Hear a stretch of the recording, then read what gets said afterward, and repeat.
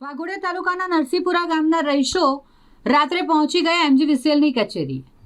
વારંવાર વીજ પુરવઠો ખોરવાઈ જાય, વીજળી ગુલ થઈ જાય ને જેના કારણે લોકોને હેરાનગતિ થાય છે અને એટલે આ ત્રસ્ત રહીશોનો મોરચો પહોંચી ગયો એમજીવીસીએલની કચેરી અને જ્યાં જવાબદાર અધિકાર ન મળી આવતા, સક્ષમ અધિકારી ન મળી આવતા લોકોએ ભારે રોષ વ્યક્ત કર્યો, સૂત્રોચ્ચાર કર્યા। વારંવાર અત્યારે તહેવારના દિવસો ચાલી રહ્યા છે અને તેવામાં વીજળી ડૂલ થઈ જાય છે, વીજ પુરવઠો ખોરવાઈ જાય છે અને જેના કારણે લોકો હેરાન થઈ રહ્યા છે।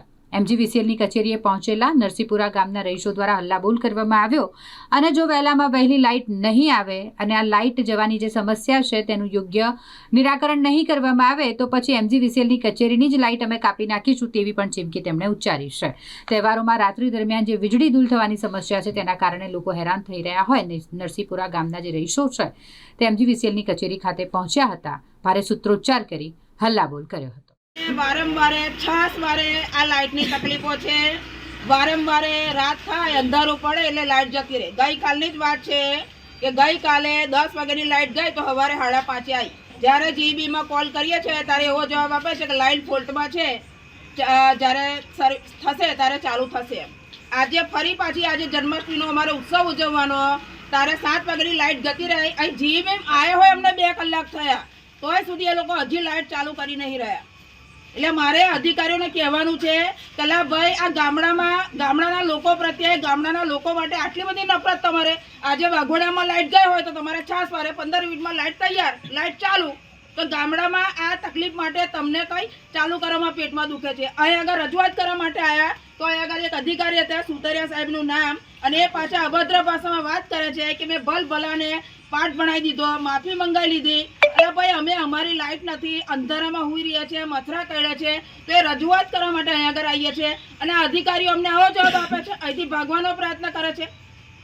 એ જે મુખ્ય ઇજનેર છે એ લોકોને કોલ કર્યો તો હા ભાઈ તમારી લાઇટ ચાલુ થઈ જશે, પણ એના માટે કોઈ જવાબદારી લેવા તૈયાર નથી। આજે જીવીમાં આયા પણ અમને 2 કલાક થયા તોય હજી એ લોકોને લાઇટ ચાલુ કરવાના ઠેકાણા નથી। આપણે ગયા બુધવારની જ વાત કરીએ, સવાર 7 વાગ્યાની તો સાંજે 7 વાગે લાઇટ આવી હતી, તો એનું કારણ શું?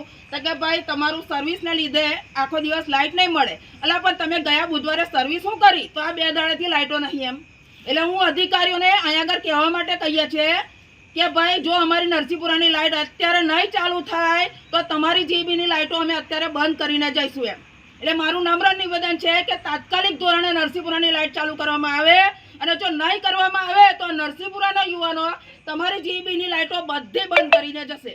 એક દાડો તમે રાતમાં તમારા અહીં સ્ટાફ ક્વાર્ટર્સ વાળા એક દાડો અંધારામાં છોકરાઓને મથરામાં લઈને હુઈ રહો તો તમને ખબર પડે કે એક રાત અંધારામાં કઈ રીતે નીકળે છે। અને જો તમારાથી ના ચાલુ થાય તો ચાલો નરસિંહપુરામાં બધા ક્વાર્ટર્સ વાળા બધા તમારા ફેમિલીને લઈ લો અને એક રાત ત્યાં આગળ અંધારામાં પડી રહેજો પંખા વગર, તો તમને એ વેદના ખબર પડશે અમારી।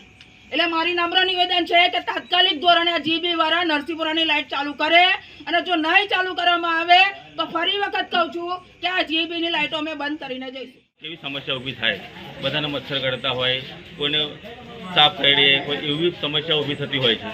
તો હાલમાં અંધારાનો પ્રોબ્લેમ છે તો પછી આ એમજીવીસીએલ વાળા કરે છે શું?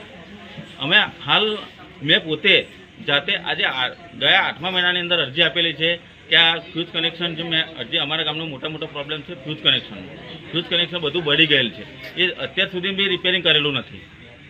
અને હાલમાં આજે એક વાયર તૂટી ગયેલો છે, એને બી 3 થી 4 કલાક થઈ ગયા તો છતાંય એ લોકો હજી સુધી રિપેરિંગ નથી કરી શક્યા। તો એ લોકો કરે છે શું? તહેવારોની સિઝન અને અત્યારે આજે જન્માષ્ટમી છે તો અત્યારે પ્રોગ્રામ હોય, ઘણા બધા પ્રોગ્રામો બધી જગ્યાએ બધા ગામની અંદર જન્માષ્ટમી પ્રોગ્રામ હોય તો લાઇટ વગર કરવાનું શું? અંધારામાં તહેવારો બી બગડ્યા, અંધારામાં તહેવારો પણ બગડે છે।